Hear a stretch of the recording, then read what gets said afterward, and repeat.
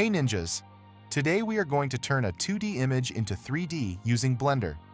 First import your image, then right-click and select Trace Image option.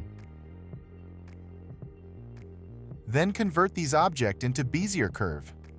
Then convert this into a mesh. If we all select and fill the mesh. Still we can see so many mesh issues here. Like this.